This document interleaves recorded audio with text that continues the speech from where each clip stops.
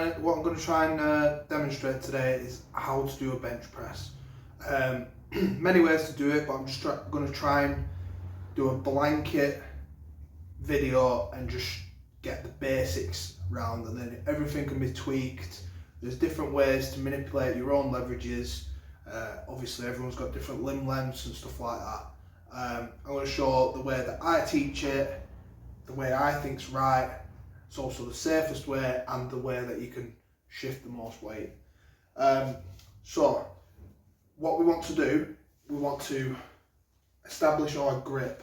To establish our grip, it's not a case of just, oh well, my mate does index on the ring or little finger on the ring, so I'm going to copy him. What it is, we want to have stacked joints. So when that bar touches your chest, we want your elbow to be in line with your wrist, directly below it. So obviously if my arm is out like that, my elbow wants to push the power that way, and vice versa. If it's too close, my power's there, so it's leaking from that side. Also the same with your wrist. If your wrist is two cocks forward or two cocks back, when you touch, you're losing power. Bench press is a full body movement.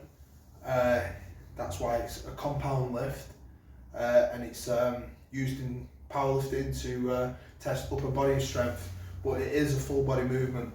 There's lots of leg drive involved, lots of glutes involved, your back's involved, obviously your chest, your shoulders, your triceps, even your forearms. So we want to establish our grip. So we want to touch the bar just below our pec muscles where we meet our stomach. You feel like a ridge in your rib cage. That's exactly where the bar wants to go. So if you video yourself or ask someone to look, you want that bar, when it touches that position, you want them stacked joints that we was talking about.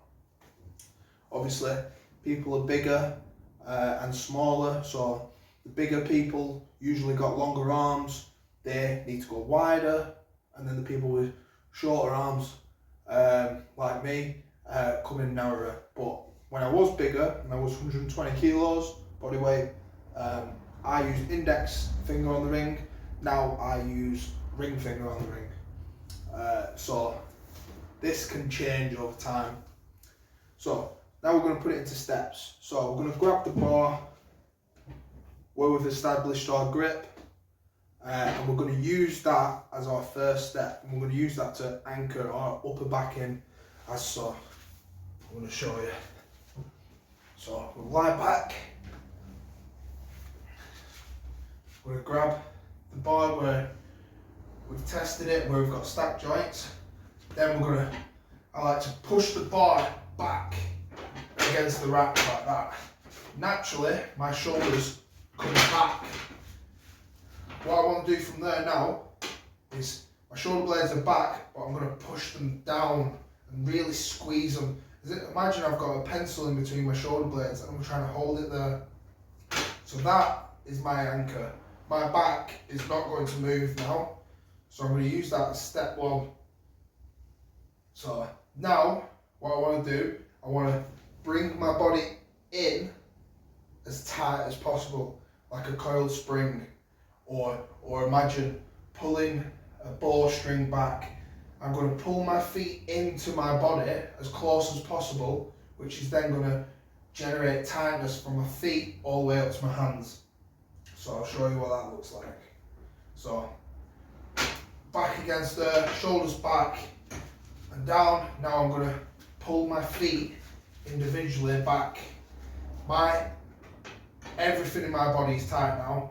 My quads are tight, my hips are tight, hamstrings, I'm squeezing my bum cheeks, my back is locked in. Now I unwrap the bar. The third thing that I do is from here, I now tuck my elbows in and really imagine bending that bar. I've generated tightness all the way through my body now.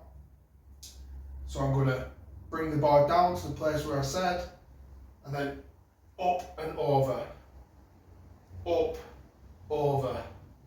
The bench press is the only compound lift that is not a straight line. The bench press is a J curve, like that. The reason being for that is it comes up off your chest using your upper back and chest muscles. Then it transfers over to your front delt, which is that portion where most row benches have sticking points, because naturally our front delt's a smaller muscle, and then kicks into our triceps, which is that bit over your face, triceps being a very strong muscle.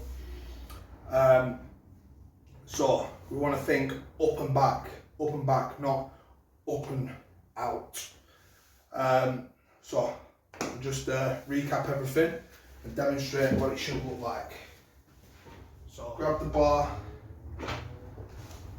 use the shoulders as an anchor, pull the feet back, get tight, unrack, bend the bar, brace the stomach, bring it down, up and back, up and back, up and back.